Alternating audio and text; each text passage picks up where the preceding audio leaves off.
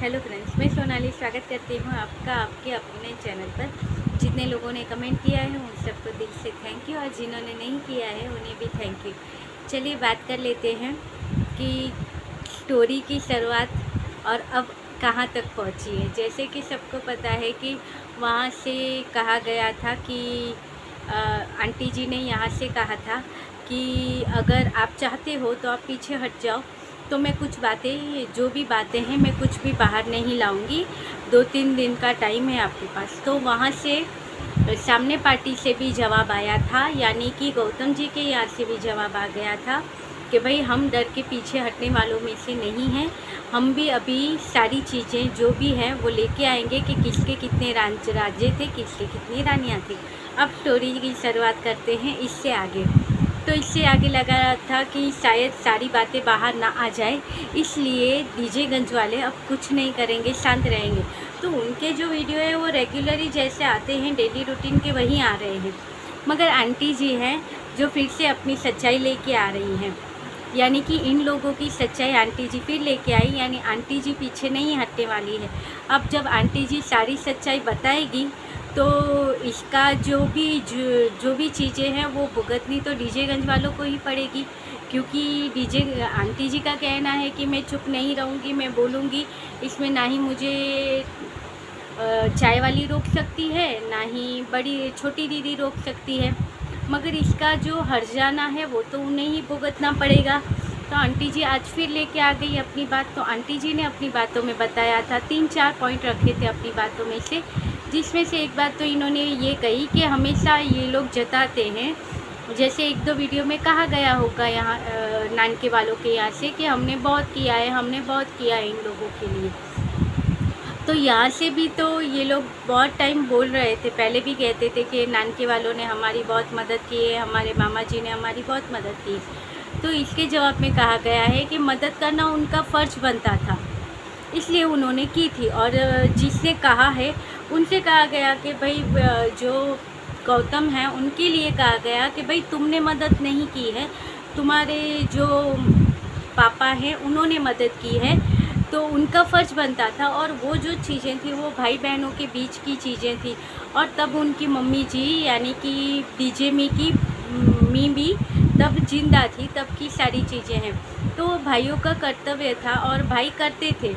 और क्यों कर रहे थे? क्योंकि जो इनकी प्रॉपर्टी का हिस्सा था तो उसमें बहनों का हक बनता है, तो उन्होंने वो हक नहीं लिया था भाइयों से, तो इसलिए भाइयों ने इनकी मदद की थी। नहीं तो तब जब इनकी फैमिली के साथ हादसा हुआ था डीजे मी के साथ, तब वो बहुत छोटी थी, उनके 3 बच्चे थे। तो वो चाहती तो वो अपने भाइयों से हिस्सा ले सकती थी अपनी सारी चीज़ों के लिए, कि भाई मुझे भी मेरा हिस्सा चाहिए ताकि मैं अपनी बच्चों को और सबको अच्छी सुविधा या अच्छी लाइफ दे सकूं।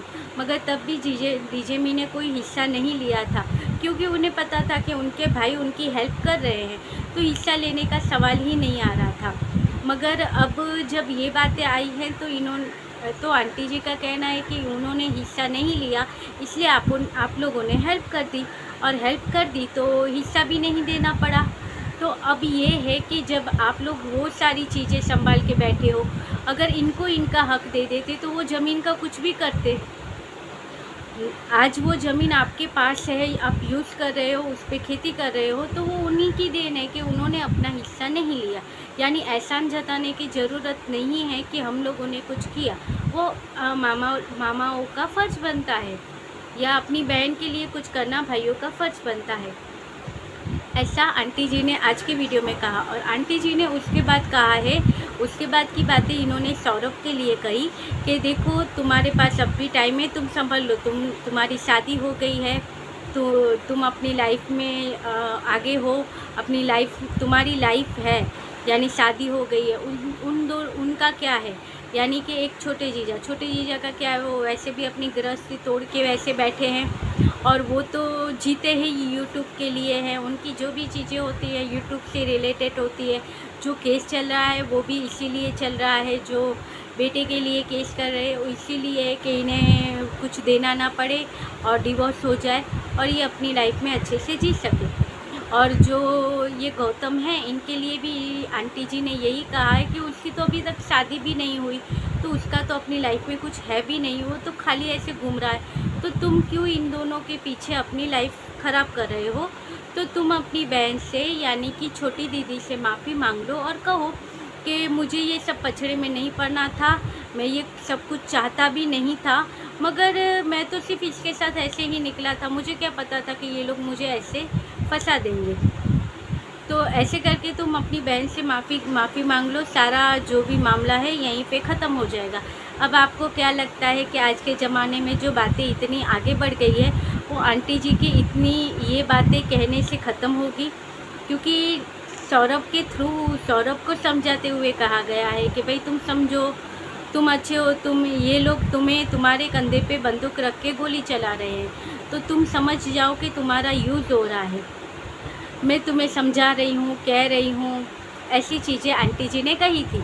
अब इसका अंजाम क्या हुआ कि आंटी जी के वीडियो के बाद आ गया गौतम का एक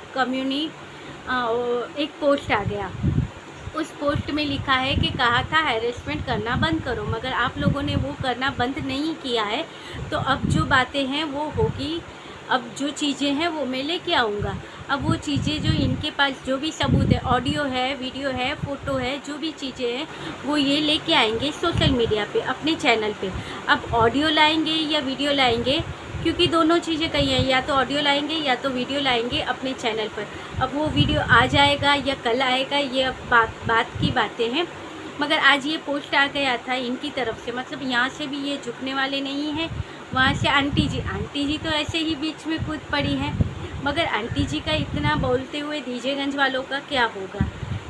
तो यही बातें हैं। तो इसी चीज़ों के ऊपर से एक जो चैनल है, उनके चैनल के नीचे कमेंट आया था, वो चैनल कॉमेडी चैनल है, तो उनके चैनल के नीचे एक कमेंट आया था, वो पोस्ट ही था, वो पोस्ट के नीचे एक कमेंट आया था कि यहाँ पे ये प्रीतो का, छोटी दीदी का ये लास्ट प्रयास था अपने भाई की शादी रुकवाने के लिए, कि ये कोशिश होगी कि यहाँ से ये अपने कज़िन ब्रदर को छेड़ेगी, वो वहाँ से भड़केंगे और फिर पिक वायरल होगी, फिर वो पिक ऐसी डालेंगे जो बत्ती भैया की उन लोगों के पास है वो, और वो पिक वायरल होगी तो बत्ती की शादी टूट जाएगी और फिर इसे यहाँ से कहीं जाना ना पड़ेगा और ना ही आएगी भाभी। ऐसा किसी ने कमेंट किया था वहाँ पे। तो भाई ऐसा तो हो नहीं सकता कि एक बहन अपने भाई के लिए ये सारी चीज़ें करे। ये तो हंसी खुशी की बातें लगती है कि कॉमेडी की है या किसी ने जोक मारा है कि देखिए ये तो बड़ी छोटी दीदी का एक प्रयास था, अपने भाई की लास्ट प्रयास था अपनी भाई की शादी रुकवाने के लिए, कि फिर कोई पिक वायरल हो जाए और इसकी शादी रुक जाए। तो ये सारी चीज़ें तो नहीं लगता है कि हो सकती है, क्योंकि शादी की इतनी सारी तैयारियां हो चुकी है, कार्ड है वो बट चुके हैं।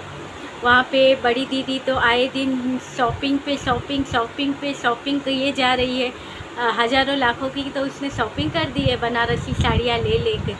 तो फिर भाई वो सब वेस्ट हो जाएगा। कार्ड भी छपा दिए हैं, बत्ती भैया इतने एक्साइटेड है, सब लोग जाके आए हैं वहाँ पे, मगर ये चीज़ें तो नहीं होगी। अब अंदरूनी बातें होती हैं जो बाहर नहीं आती। बाहर तो यही दिखाया जा रहा है कि भाई दोनों फैमिलियों के बीच युद्ध छिड़ चुका है।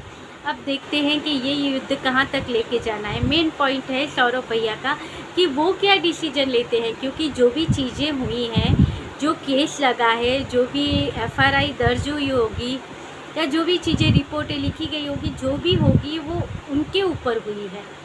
तो वो क्या एक्शन लेते हैं वो देखने की बात है। बाकी सबके चैनल पे देखेंगे हम तो डेली रूटीन के ही वीडियो चालू है। आज जब देखेंगे कि छोटे जीजा का जो वीडियो आया उसमें भी डेली रूटीन का ही वीडियो था, जो ये घूमने घुमाने गए थे वही था। और इनकी बहन के चैनल पे वीडियो था तो वो भी अपनी डेली रूटीन ही लाइव दिखा रही है, कैसे खाना बनाया, क्या किया क्या नहीं किया। और यहाँ पे वो जो गौतम भैया है तो वो भी अपने चैनल पे अपनी डेली रूटीन ही दिखा रहे हैं, मगर कह रहे हैं कि आगे ना बढ़ो, तुम्हारे लिए अच्छा है, क्योंकि ऐसे ही सारी बातें क्यों बाहर लेके आना। और यहाँ से प्रीतो के चैनल पे भी हम देख रहे हैं कि उसका भी डेली रूटीन चालू है, चाय वाली के वहाँ पे भी वही चालू है, बत्ती भैया के वहाँ पे भी वही चालू है। मगर कहाँ से ये सारी चीज़ें फिर से आ जाती है सामने कि ये इतना बड़ा युद्ध चल रहा है दोनों फैमिलियों के बीच में, केस हुआ है। क्योंकि कभी कभी तो वो केस की बातें करते हैं मगर वो भी अपनी डेली लाइफ ही दिखा रहे हैं। और मगर यहाँ पे ये आंटी जी हैं जो बहुत सारी चीज़ें लेके आती है कि भाई ये यहाँ पे ऐसा हो रहा है, अब इसमें कितनी सच्चाई है और आगे ये केस अब कहाँ तक जाएगा, क्योंकि इस केस के साथ जुड़ी हुई है किसी और की भी इज्जत। यानी कि हमारे मोटू जीजा के कह रहे हैं कि अगर इन पे इतनी ऐसी चीज़ों के ऊपर केस होता है तो मोटू जीजा के ऊपर भी केस होना चाहिए। तो अब देखते हैं मोटू जीजा फंसते हैं या निकल जाते हैं। और जो ये गौतम भैया जो पिक लेके आने वाले हैं या ऑडियो लेके आने वाले हैं या वीडियो लेके आने हैं, इससे डीजेगंज वालों के ऊपर क्या असर होता है और क्या क्या सच्चाई और बाहर निकलेगी, क्योंकि बहुत सारी सच्चाइयाँ वैसे इस साल इनकी बाहर आ चुकी है। अब देखना है आगे कौन सी सच्चाई बाहर आती है। आपको ठीक लगे तो आप बता सकते हो यहाँ पे। और मिलते रहेंगे ऐसे ही वीडियो के साथ, तब तक के लिए